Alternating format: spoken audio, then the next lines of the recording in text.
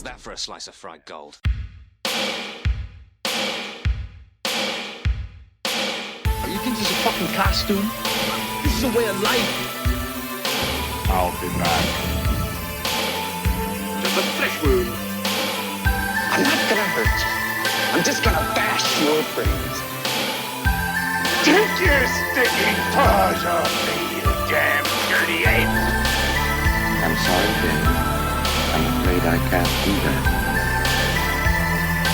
It's alive! It's alive! It's alive!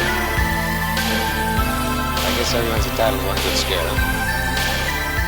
So when you went to take a bathroom break, I thought, I was like, I gotta put on deodorant. All I can think about is how I smell like Alvin driving his lawnmower in the summer. I bet he did. Well, it was the fall. It wasn't the summer. I knew you were going to say, I knew you were going to point that out, you nitpicky bitch. But I bet he did smell a little bit. He was sleeping outside most of the time, right? So I bet he was. He wasn't stinky. showering. Yeah. Where was he? Did he not shower for 6 weeks? Well, when he went to those people's house. I hope he at least packed toilet paper. Yeah, maybe give himself a whore's bath now and then. Wow. Well, hello and welcome to Cinema Shock. I was trying to think of another clever name, like how cleanliness or something. And anyway, I couldn't think of it. So the joke failed, and I'm still talking about it. Anyway, this is the show that digs deep into the stories behind your favorite cult and genre movies.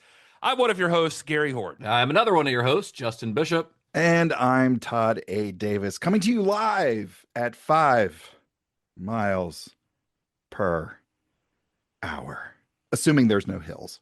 Yeah. Todd is on the back of a lawnmower right now, actually. Believe it or not. It's not turned on. That's why you don't hear it. Yeah, listen, I'm a little more professional. It was difficult enough to get the John Deere in my office. So, into the house. Yeah.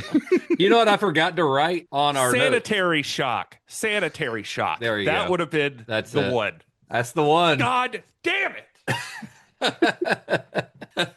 You know what I forgot to write on your intro there, Todd? You reminding our viewers that this is part of our series, David Lynch. Listen, I can wing it. This is a part of our Damien Lynch series where he looks at dreams. Damien Lynch? Dreams. Did you say Damien Lynch? No, David Lynch. Todd can't work without everything written out for him. Damn it. This is movie 2 of our movie 3. This is movie 3 of this series. Mm-hmm. This is why I have to write it down. Movie 3. That really sucks. Oh, shit. Me too. We all suck. It's a good thing nobody watched this movie, so they're not going to hear this episode and hear how professional we are. I hope people do watch this movie, though. I hope they don't ignore it because it's a good one. But this is the third film in our series, David Lynch, Between Two Worlds. And the last time that we talked about David Lynch, of course, we explored Lost Highway, one of his most difficult films. And it's difficult not just because of its dark subject matter, and its subject matter is very dark, but because of how the story's told. Lost Highway unfolds like a Mobius strip. You know, it's a loop with no clear beginning or end, where the story folds in on itself until all sense of logic starts to dissolve. So what came next for David Lynch was unexpected. After Lost Highway, Lynch made a film that was as clear and direct as anything in his career. No doppelgangers, no alternate realities, no screaming saxophones or surreal murder scenes, just a man, a machine, and the open road. And when it premiered, the words on the screen seemed almost impossible to audiences. Those words were, Walt Disney presents a film by David Lynch. Now, how did that happen? Well, that, of course, is the story that we're here to tell today on the last podcast that you'll ever need about David Lynch's The Straight Story. When my kids were real little, I used to play a game with them. I'd give each one of them a stick, and I'd say, you break that. Of course, they could, real easy. Then I'd say, tie them sticks in a bundle, try to break that. Of course, they couldn't. Then I'd say, that bundle, that's family. Rose, darling, I've got to go see Lyle. What are you setting out to do here? Alvin, you're gonna get blown right off the road. How long have you been on the road? 5 weeks.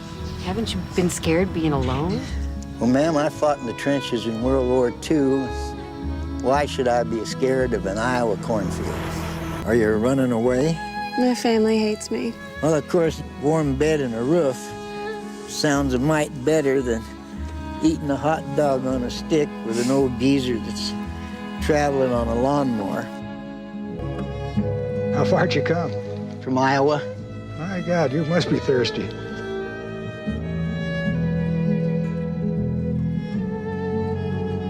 Gentlemen, today we hover between cornfields and quantum theory.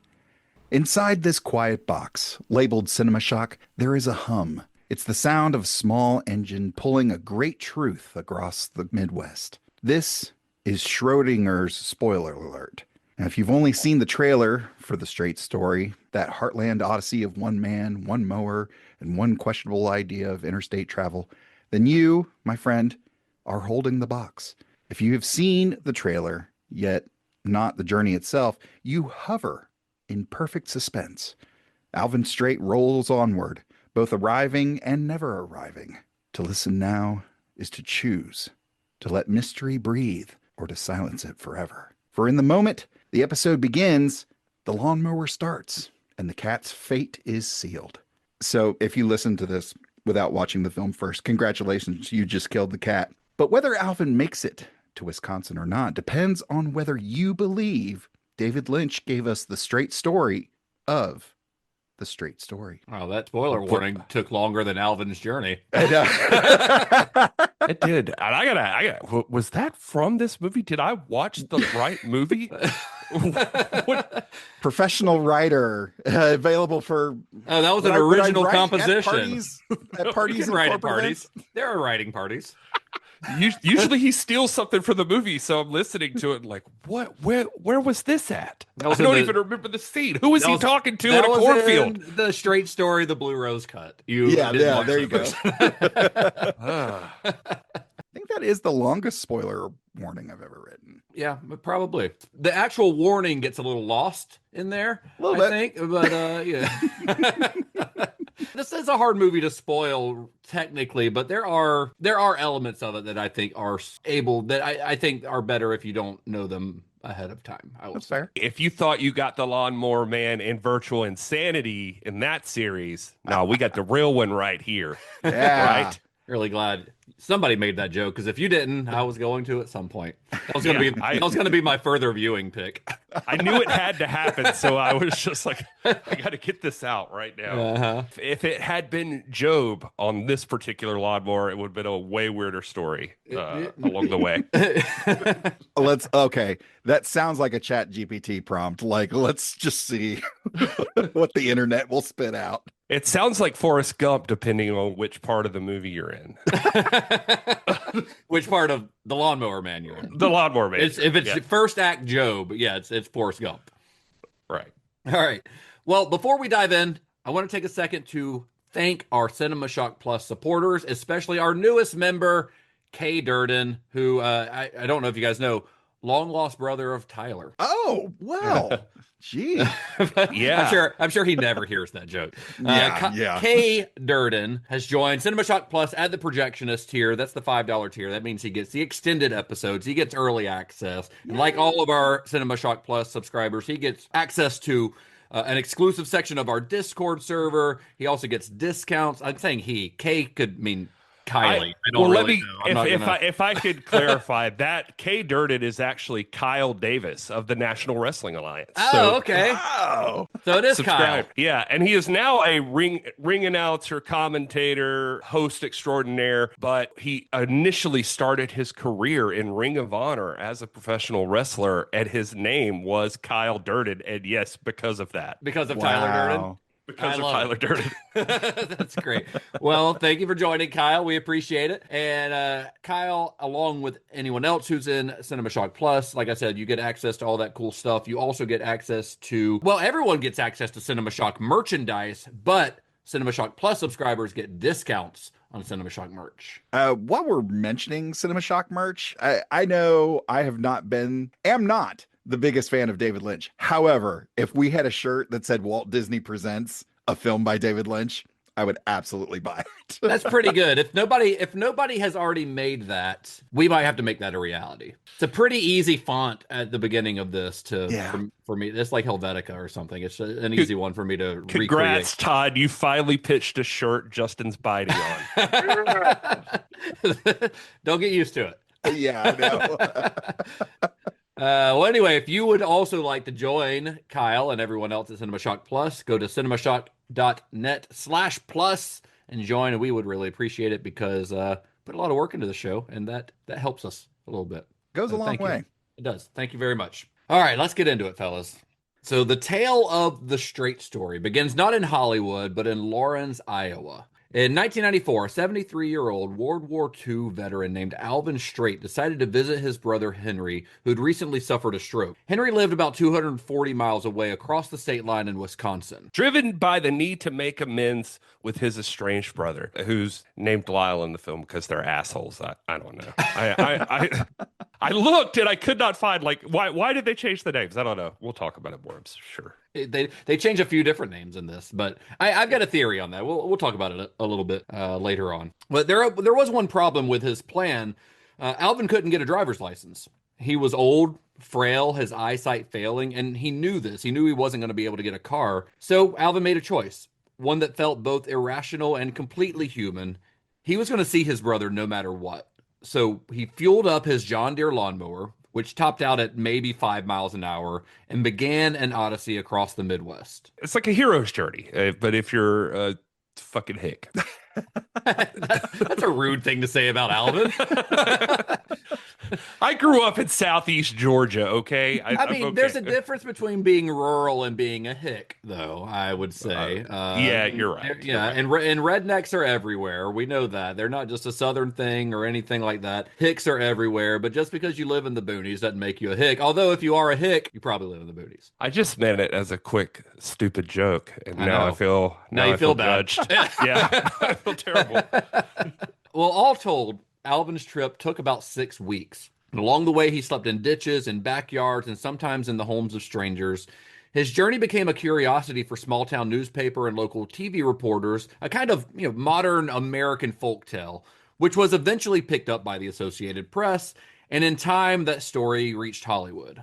I mean, not to shit on these numbers, but depending on where you read it, it is 240 to 300 miles. Google mapping it, and I did Google map that shit. They do? You can make it in 288 miles. So let's say 290. Now we don't round up to 290 at 5 miles per hour. That's 58 hours to travel that distance. So it seems like a lot longer than it, but he stopped a lot. He broke down. Yeah. Well, he wasn't traveling at night. I was about to say. Yeah. He did break down for a while. He not to cut you off, but just so you know, if it was during daylight in September and October, I used AI. Yeah, I did it.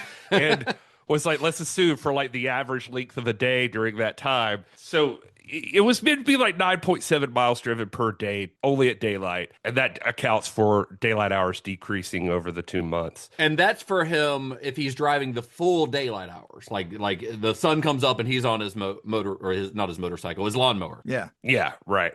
So I don't know. I guess it makes sense. I was just trying to figure it out, and I was just thinking it over. And I bet he's probably traveling like maybe 4 or 5 hours a day. I bet. I bet feels more reasonable, actually. Yeah, I mean, your ass would get pretty numb on a vibrating lawnmower. Yeah, for any length of time. That's and true. He's old, so he has to pee every 15 minutes.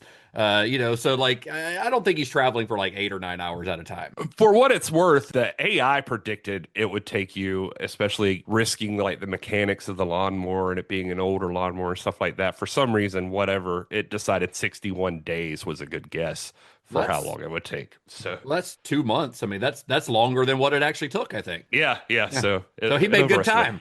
He Alvin Straight beat the AI.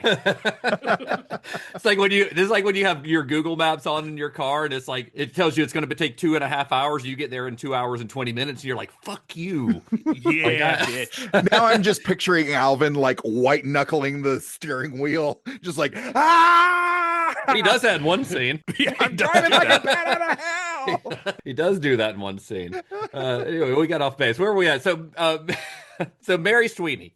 Mary Sweeney was David Lynch's producer, editor, longtime partner. We talked a lot about her the last couple episodes. She read about Alvin's journey in the New York Times that summer. That was the Associated Press story that had gotten picked up by the New York Times. And she was immediately taken with his story. You see, Sweeney had grown up in Wisconsin, and to her, Alvin Straight was a familiar type. The quiet, stoic Midwestern man, stubborn, independent, and unromantic in his simplicity. So she clipped this article, she scribbled a little question mark across the top, and then she faxed it, because this is the 90s. So she faxed it to her friend, childhood friend, journalist John Roach, and he agreed. He found the story to be heartwarming, interesting, and of course, I mean, a little bit crazy. Nobody asked for this, but these two, John Roach and Mary Sweeney, they had been friends since they were kids, which I just thought was really nice. They both ended up going their separate ways after they got all the way through like University of Wisconsin, it seems like, but they just had always kept in touch with each other. She ended up going to New York for film school, and he was in Chicago working in media, and they would visit each other sometimes, and they were just buds. I love this story because it's the most non-story ever. Kind of, I guess, fits in with everything. But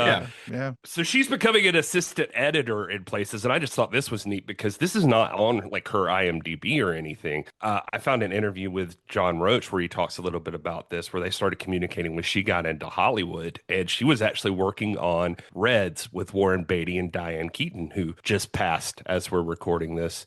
So, and Diane Keaton, of course, who also directed an episode of Twin Peaks. So if you want that small world thing. You don't get your name highlighted in credits for this stuff. I think she's just doing like I said, assistant editing. Yeah, she was probably like a fourth assistant editor or something like that. Like somebody low, because she was just starting to get started in her career. So she was probably like they'll have, you've got your editor who's on the screen. Then there's like the assistant editor, the second, third, and fourth assistant editor, especially on a movie like Reds, which is long and it's going to require a whole editing team. So she's probably somewhere just on the lower end of the totem pole of that team. So shortly after this, I think he came and visited her in Hollywood. But when he was going to come to visit one time, she was like, you got to come down for this one thing I'm working on. I'm working with this movie called Blue Velvet. And there's this guy, David Lynch, and he's like, yeah, Elephant Man. And she's like, oh, yeah, you got to come down here and check this out. I think people are going to be talking about this movie. So anyway, the whole time for him, he's been working on writing for docs, TV shows, TV specials, columns in magazines. I think there's like a column in some magazine he was writing for like 30 years or whatever. So like writing is his thing. Anyway, so she's helping out with Blue Velvet. That led her to Twin Peaks. Like she got to do some help on Twin Peaks. And I joked in Firewalk with me about getting somebody who will do your editing for you. But I guess she also found this job very tedious. So one day she's talking to John Roach and he says, she's like, I think I need to get into screenwriting. Do you want to help me out? He's like, sure. What do you want to write about? And she's like, I don't know. Let's just keep our minds open for something that sounds interesting. And so a little bit later, she faxes him the New York Times article about Alvin Straight. Nice. Well, she started researching Alvin's life and started trying to track down the film rights to it, which took a little bit of time because the story had already been optioned by a producer named Ray Stark, who had envisioned it as a Paul Newman vehicle. Now, that version never materialized, and when Stark's option expired, Sweeney stepped in. So in 1998, she acquired the rights directly from Alvin Straight's family because Alvin Straight at this point had already passed away. Paul Newman is pretty fucking likable, so he'd have been. Oh, he would have been great in this movie. Yeah. No, he would. That would not have been a bad version of this. No, not at all. So during this process that Sweeney was working on, Roach got to actually talk to Alvin Straight. He did end up calling and speaking with him, and he called him a tough old cob was the quote I saw, which is apparently an actual term and not just slang for old man dick. And he's talking to him before they have the rights to the thing. Yeah. I was going to mention that, but so he's interested in it. They're pursuing it, but being from the Midwest, Roach was able to communicate with Alvin pretty well and got some interesting details. And even though Alvin had this thing about him that Roach was used to with old timers, where he said he was familiar with those kind of people in the Midwest, that he'd be tough on you and try to scare you off and see if you tough it out. And eventually you get their respect. And so like Alvin loosens up and he starts talking to him a little bit more and admits how humorous he thinks this whole thing is. And so it's like a gag for him, or just, the media attention. I mean, based on interviews, what really dragged Sweeney and Roach in was being from this area and appreciating the beauty of the locations. It's more cows than people, much more land. And obviously from how it turned out, you can see that that's the stuff they wanted to make sure was focused on. And they both felt like Alvin, when they talked to him, was just like their own dad. Felt like Roach says Alvin was literally the exact same person. Well, not literally the exact same person as his grandfather, but very much the same. But yeah, sadly, as you mentioned, the very next year as they were starting all this process, Alvin passed away and they no longer had him for details since the rights got distributed back out with his family. Luckily, given, I think, the type of people we're talking about and the location, the family became like super helpful, and all his friends, all his neighbors, loads of people had stories and descriptions, and they could piece this guy together completely by the people that really knew him. And per an interview with Texas Public Radio, Roach says they traveled there during this whole process, met the people, and even rode the route Alvin took to get to the different locations, presumably in a car, not a lawnmower. I would so guess. Not a true authentic experience is what I'm hearing.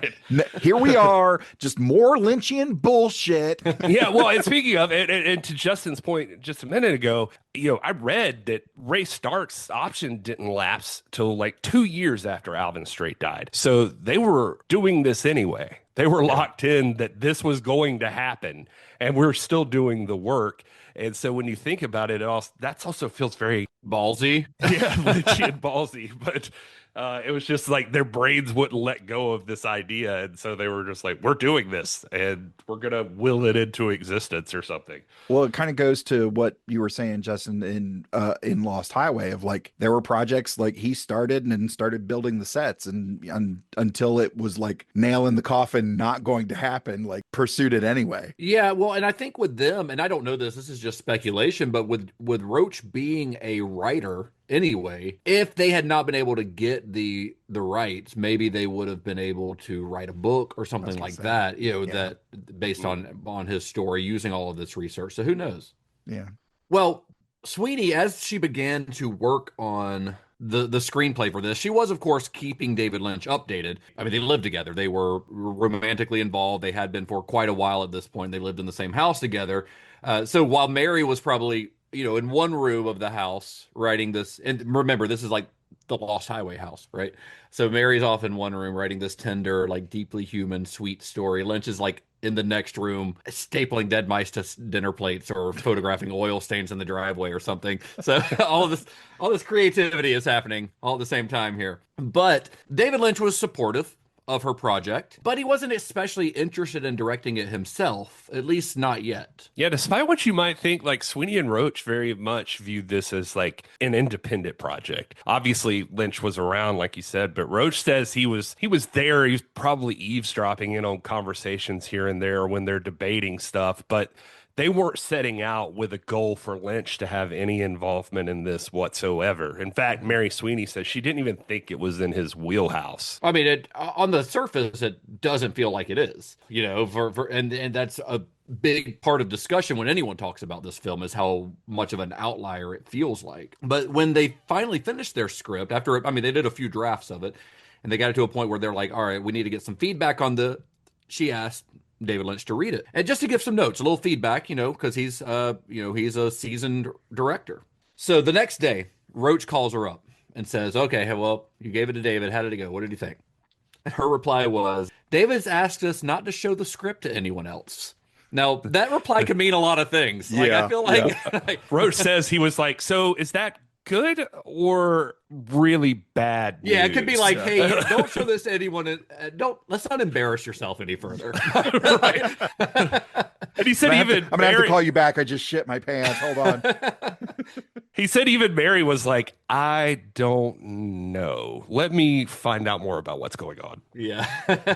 Well, it turns out that wasn't the case, because soon after this, Lynch and Sweeney visited Roach at his home in Wisconsin. They also had a home in Wisconsin because that was Sweeney's hometown. So they had like a vacation home there. They went stay in that vacation home and then went to Roach at his home nearby one night. While they were there, they grabbed a nice bottle of wine, sat down at the dinner table. David Lynch opened the wine, poured 3 glasses for everyone, and then he raised his glass like in a toast and said, "John and Mary, I would love the honor of directing your screenplay," which is not what they expected to hear.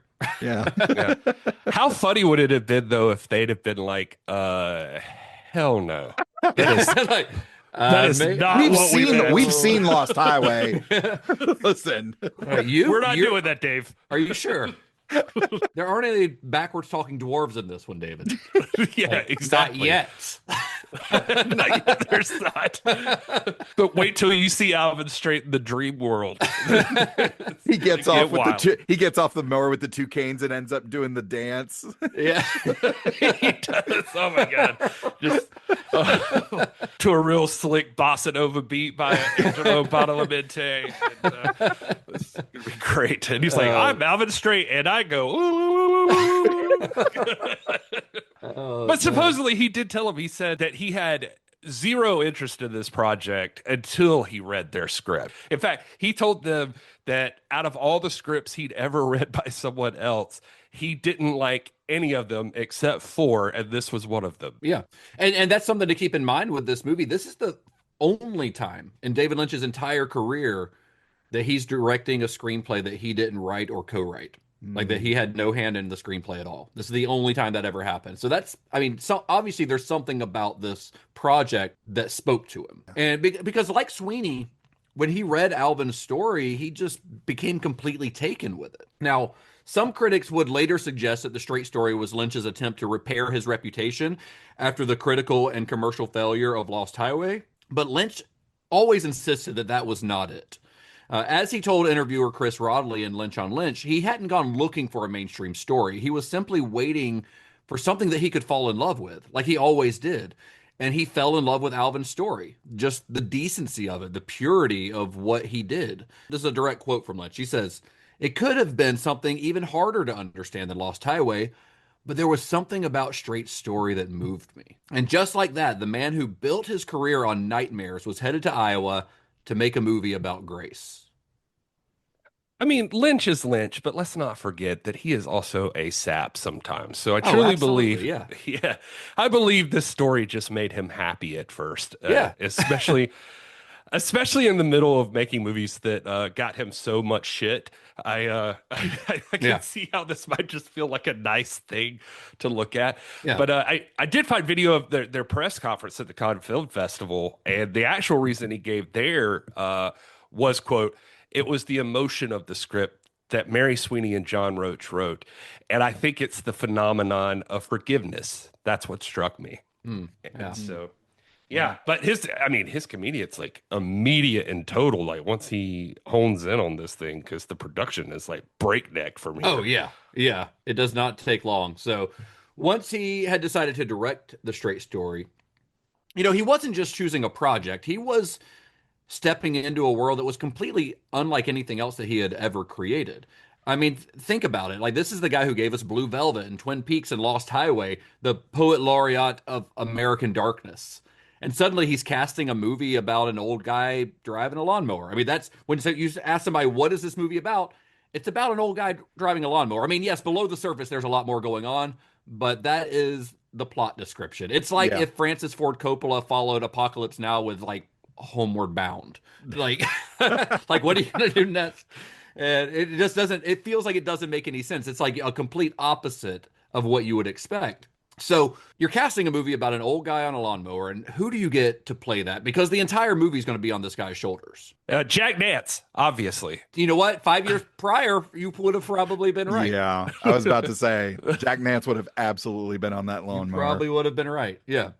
For what it's worth, we can talk more about this later, but I did see Gregory Peck's name tossed around in there too. Really? That discussion happened at one point later. Interesting. How old was Gregory Peck at this point? He had to be, I mean, maybe not any older than Alvin Straight would have been. Yeah. And you're about to talk about who our star is, and he is the go-to. But Yeah, there was a reason. I'll talk about it where I don't want to get ahead of it. But yeah, Okay. Gregory Peck's name was like only after certain things seemed to be falling apart and just for a Gotcha. second. Okay. So Lynch, he knew almost immediately who he wanted to play Alvin Straight. He wanted Richard Farnsworth. Now, Farnsworth wasn't and really still isn't a household name, but in Hollywood, he was a legend. Like, you might not have known his name, but you had almost certainly seen his work. So at the time of the film's release, Farnsworth was 79 years old, nearing the end of a career that had stretched across 6 decades. It began in 1937 when he was a stable boy working at a polo barn, and he heard about a job as a stunt double, a job opening. He applied, and that one decision shaped the rest of his life. Over the next several decades, Farnsworth appeared, often uncredited, in some of the biggest films of Hollywood's golden age. We're talking Gone with the Wind, Red River, The Ten Commandments, Spartacus. He worked under directors like John Ford, Howard Hawks, Cecil B. DeMille, Stanley Kubrick. He doubled for stars like Henry Fonda, Roy Rogers, Montgomery Clift. Then by the early 60s, Farnsworth began earning some speaking roles and eventually full-fledged parts. And then in 1979, he received an Academy Award nomination for Comes a Horseman. Now, most of our listeners, if you've ever seen Farnsworth and recognized him when you watch this movie, you probably remember him as the kindly sheriff in Rob Reiner's adaptation of Stephen King's Misery. This guy did not get a credited film role until he was something like 44 years old. He didn't even have a speaking role until he was like 46. And I just wanted to point that out because there's still time. Yeah. There's still time. That's right. Well, when Farnsworth read the script for the Straight Story, he recognized something of himself in Alvin Straight. A man of few words, proud and resilient. But he hesitated to take the role because by that time, Farnsworth was already living with terminal bone cancer. The disease had made it difficult for him to move and caused him constant pain. And he had technically retired from acting 2 years earlier. But in the end, he said yes, because Alvin Straight reminded him what courage looked like. Farnsworth admired Alvin Straight. He described him as an example in fortitude and a lot of guts. The movie, like just going in, it's going to require somebody who can embody, like, I don't know, stoic dignity without seeming like they're performing. Yeah. Or worse, like being schlocky or just overly sentimental or something.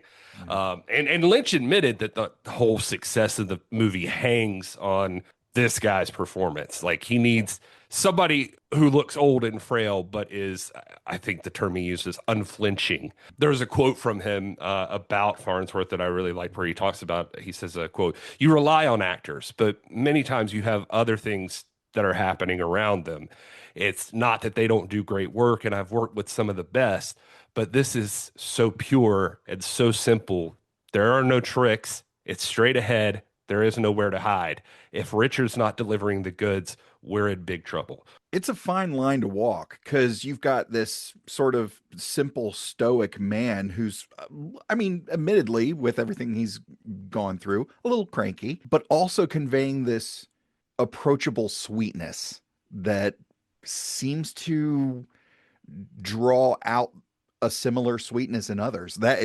That's a tall order, especially for an actor who's going through an immense amount of physical difficulty. Yeah. And I wanted to mention too, just what I was talking about earlier with the Gregory Peck thing. So later in the casting process, Farnsworth went in, but he backed out of the role initially, likely because of the pain that he was in and everything that Justin mentioned. And Lynch says he was devastated. Basically, he said, as soon as I heard that, I was like, this is bad news for him and for us, because this is like, he was like looking at it like, this is supposed to be the way that it is. So he did start thinking about other actors at that time because he had to. So that's where I saw the Peck name come up. And then also who he ended up settling on, I thought this was interesting, is he went to his old friend and who he called one of the great actors, John Hurt.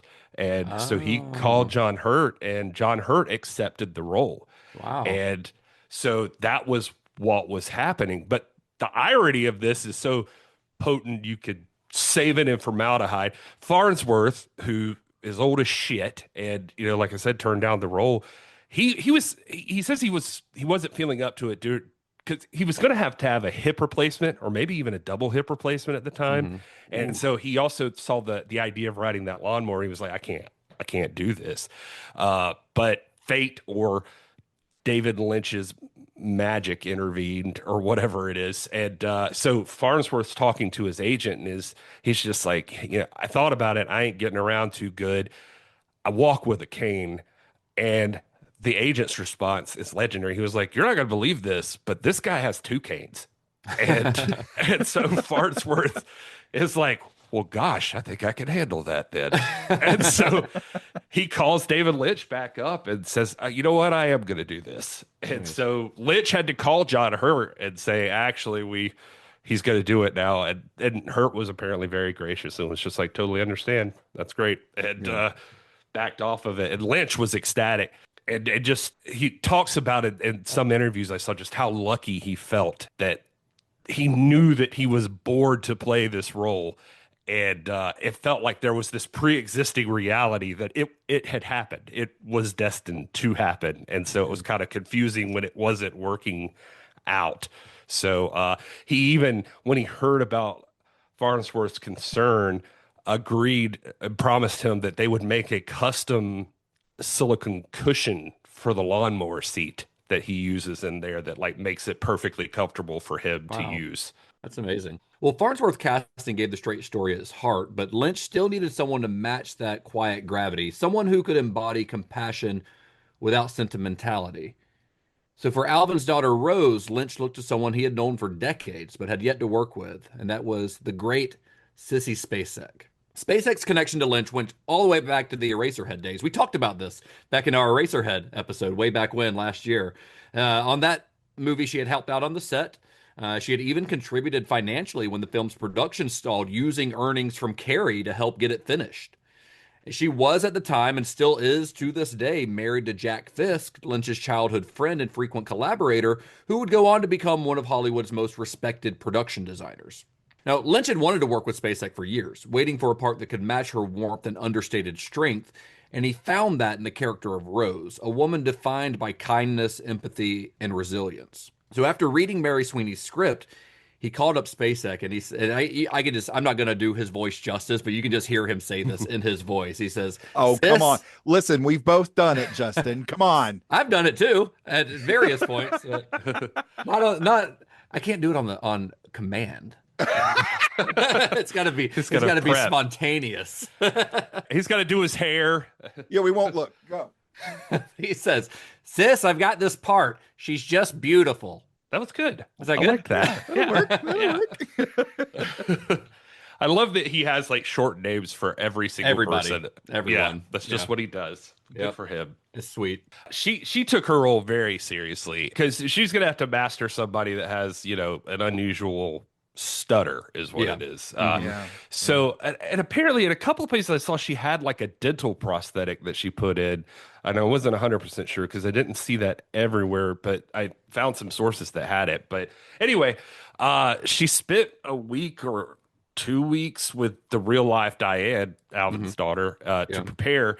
Lynch says she was a chameleon who could play anything and do a beautiful job of it. But I found an interview with like William Straight, who is Alvin's son. Alvin had, again, guess because they're assholes. Alvin had like 7 kids. So they mentioned that in the movie. Yeah. Yeah, that's true. Yeah, they do mention it. So anyway, they were there a lot of the time, and they, and William Straight, his son, said, I'm bringing this up because when we get to Somebody Needs a Nap, or one of our special features for Cinema Shot Plus subscribers, there are mentions I saw of people bitching about Sissy Spacek in this movie. Just like, what was that dumb shit she was trying to do? Or like, why was she doing it? She should apologize and blah, blah, blah. But William Straight says they'd be in the next room and they could not tell which one of them was talking between Diane and Sissy Spacek. He was like, she sounds just like she does. Wow. Yeah. I love Sissy Spacek, man. I just watched Carrie 2 nights ago. As we're recording this, we're like in the middle of October, so it's it's spooky movie season. So watching this, I had to squeeze the straight story in there, but everything else we're watching this month is pretty much spooky. So I decided to watch Carrie a couple nights ago. It'd been a few years since I last watched it, and I was blown away by how good she is in that movie. I mean, I knew she was because I've seen it many times, but because it had been a while and I had just watched her in this and really liked her performance here, and watching her in Carrie, I'm like, God damn, she's she's just good. She's just a incredible actress. When you're looking up stuff about her too, she is so down on that role of Carrie. Like she just thinks that she wasn't up to snuff at that time. So or something. good in it. She's wrong. Like she's so good in that movie. Well, with Farnsworth and Spacek in place, Lynch had found the emotional core of his story, but there's still one more piece to add: a familiar face from his own cinematic family, and that face, one you can't forget, right? Harry Dean Stanton. Yep. Now, he only appears briefly in The Straight Story, but his presence in this film is unforgettable, playing Alvin's estranged brother, Henry. God, now, does he knock it out of the park? Dude, I mean, and we mentioned this a little earlier, but in real life, Alvin Straight's brother was named Henry, but in the film, the character's name was changed to Lyle. The same is true of Sissy Spacek's character. Rose is a fictionalized version of the real Alvin Straight's real life daughter, Diane. And I think it's kind of a reminder that The Straight Story isn't a documentary.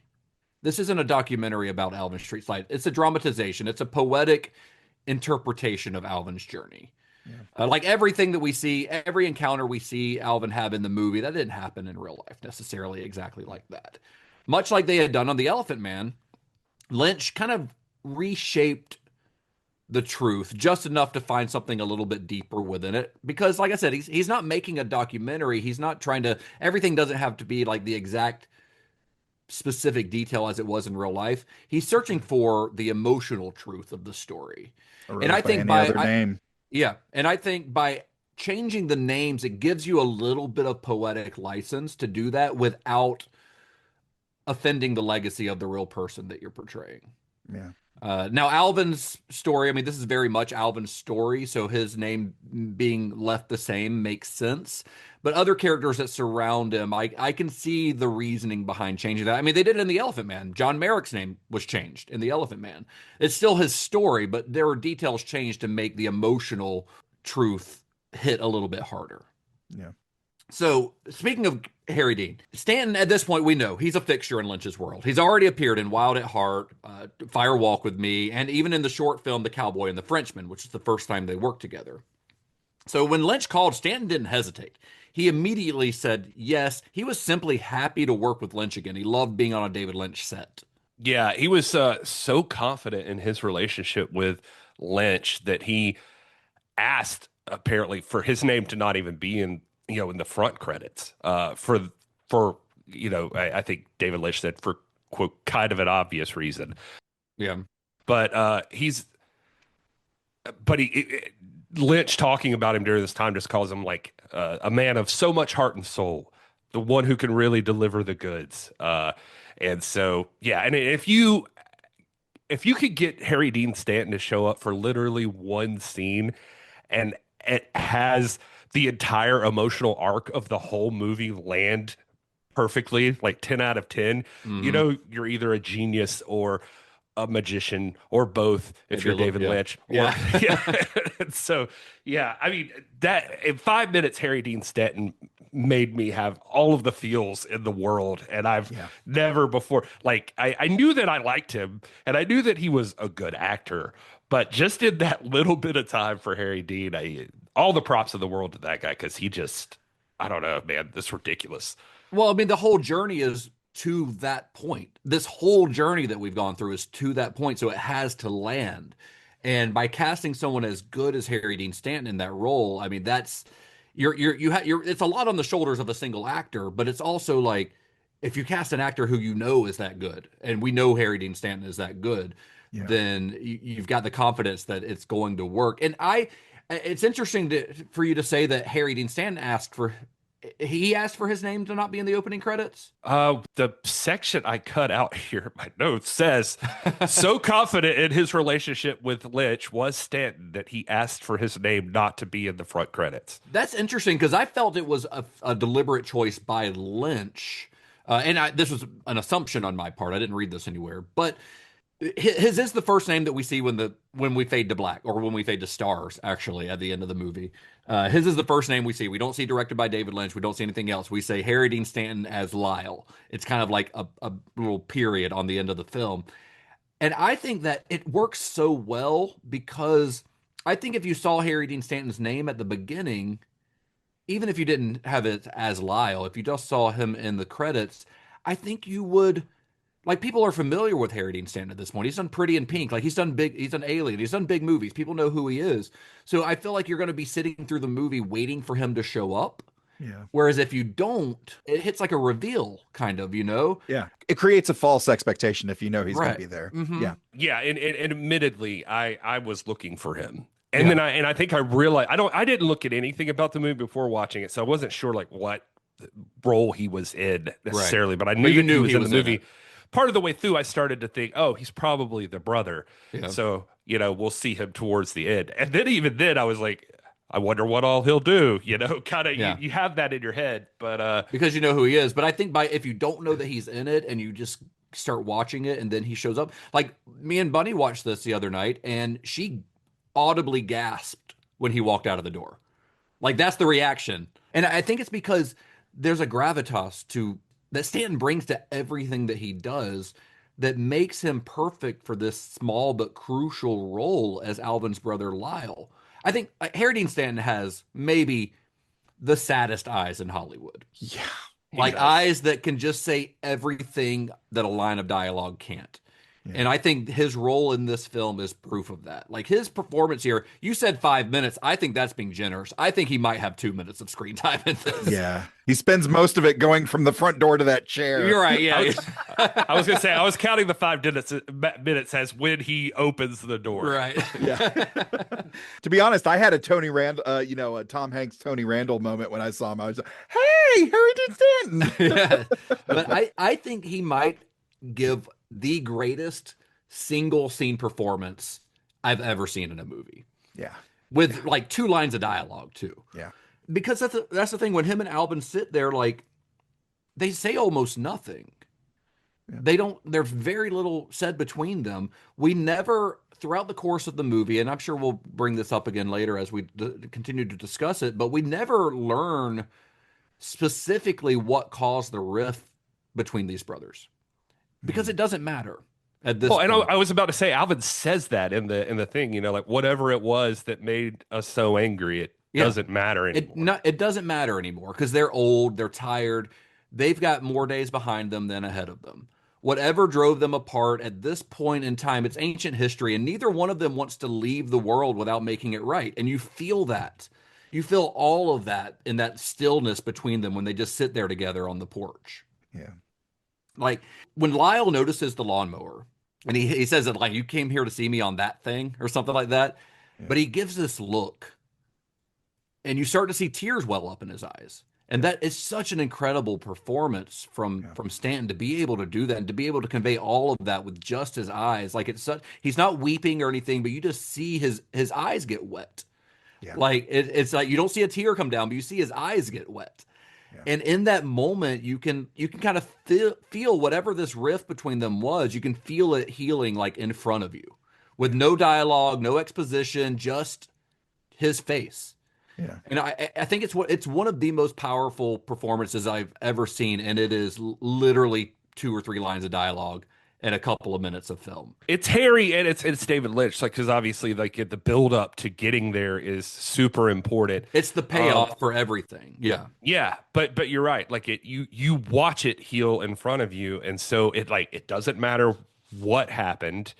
And it doesn't matter what they really say from here. Like you got exactly what you came here for, just in that one little moment. Exactly. Just a little bit of redemption. Like there's so much about this movie that's special and we're going to talk about all of it as we go on. But that moment right there, that look, that quiet pan up to the stars, which, a nod to the brothers' childhood that they talk about earlier in the film. It's about as perfect an ending as a movie can have. Like it is when you watch that scene in that last credit comes up, Harry Dean Stanton as Lyle. Like when the movie ends, it's one of those moments when you watch a movie and you're just like, that's why I watch movies. Yeah. It's like, it's one of those moments. It's really powerful storytelling. And it's all the things, it's like you said, Gary, it's everything building up to that. But you could, a lesser director and with a lesser cast could easily flop the ending and they land that fucking ending. Like they nail it. It's so good. I literally, when we were talking about it, was picturing a gymnast just nailing like the vault off the thing. It's perfect 10. 10s across the board. Yeah. Right. Exactly. So with Stanton in place, the cast felt complete, but the Straight story wasn't just about its stars. Its real soul came from the people who actually lived along the road Alvin traveled. So if Farnsworth and Stanton gave the film its heart, then the rest of the cast kind of gave it its texture. You know, these are real Midwestern folks who didn't need to act like they lived there because they did. Because most of the rest of the cast were locals or non-actors playing kind of versions of themselves. A choice that gives the film an unvarnished authenticity. But if you look a little closely, you will spot a few recognizable faces in there. You've got Twin Peaks alum Everett McGill, you know, Big Ed Hurley himself. Oh, yeah. He shows up in a small role as the guy who sells Alvin the lawnmower. It's a great little role. And in a fun little bit of trivia, you might not recognize them, but John and Kevin Farley, the brothers of the late Chris Farley, also appear. They're the twins who are working on his lawnmower, who try to kind of like get the better of him, and he is not having it. Shout out to the Olsen twins after their transition. Right, yeah.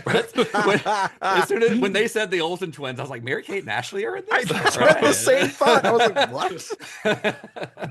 what? What if they had, because they mentioned them before that scene. What if when they showed up, it was Mary Kate and Ashley?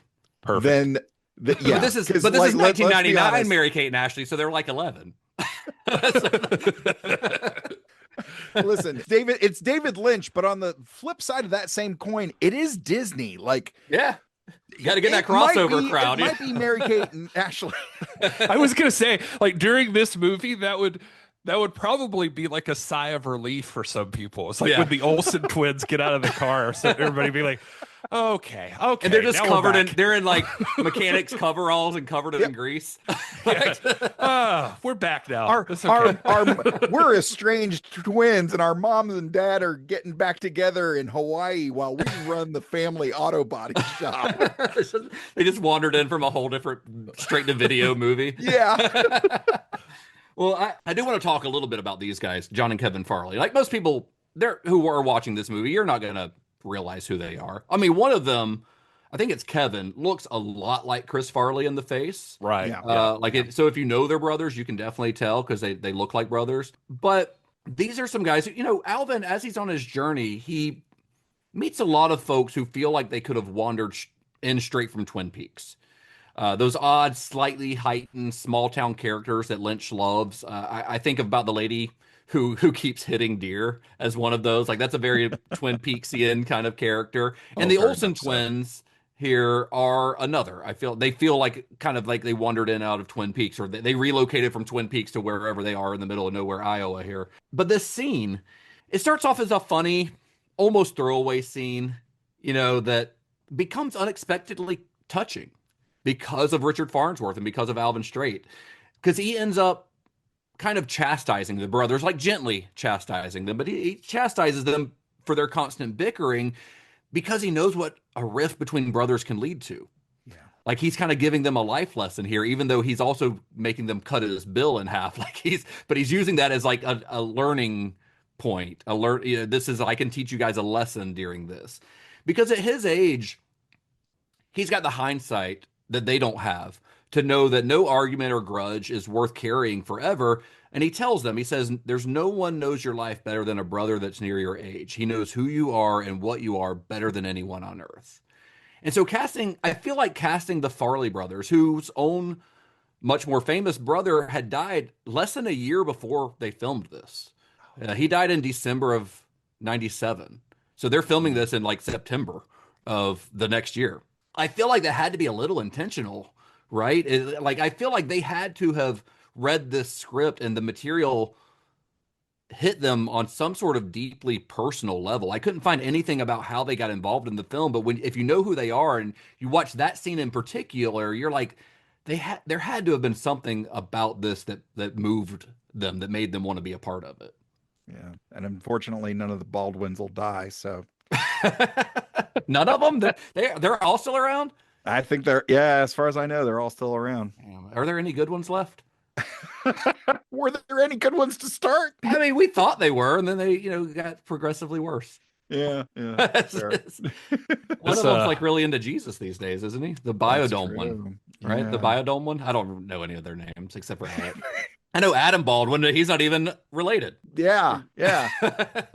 Actually, now that you mention it, I do remember reading that the Farley brothers, I believe John Roach mentions that they were family friends of him and Mary Sweeney. Interesting. Yeah. Okay. Yeah, so they knew each other from growing up or something. I feel Wow. like was the answer to that. Just FYI, I think they all grew up in Madison.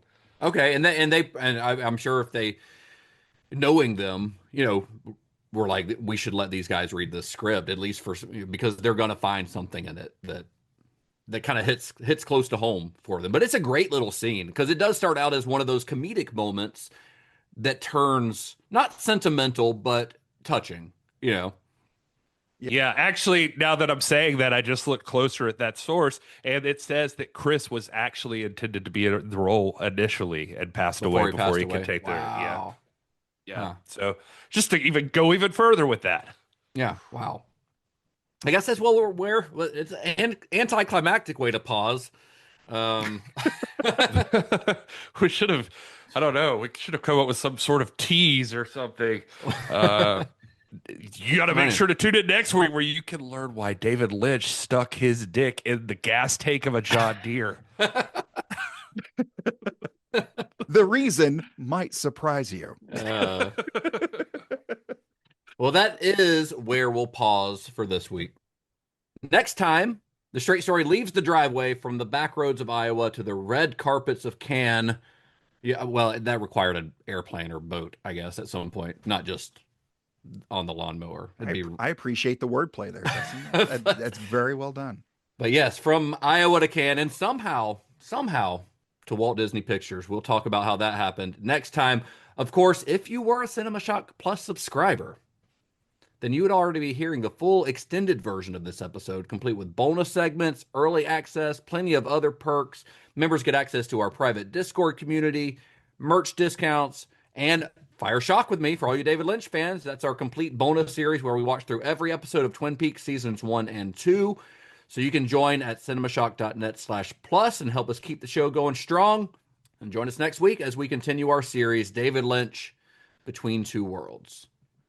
In the meantime, fellas, where can y'all be found on the internet? I am at This Is There's a little fucking world over here. I am at This Is Gary Horn. And I am at Mr. Todd A. Davis. I am at Justin_Bishop. Find the show at cinema_shock or just search Cinema Shock everywhere. Cinemashock.net also has links to all of our social media, our merch, our Discord, which you can join without being a Cinema Shock Plus subscriber. You just get a little backstage lounge, just like a VIP area, like you're in the club, like the champagne room, but without the champagne and the strippers. Although for $10, no, it's more. You're in the coat room. You're in the coat room. If you want to get into the main club and possibly the champagne room, I think we're stretching this metaphor a little too far. Well, until next time, may the wings of liberty never lose a feather. And be excellent to each other. Johnny has the keys.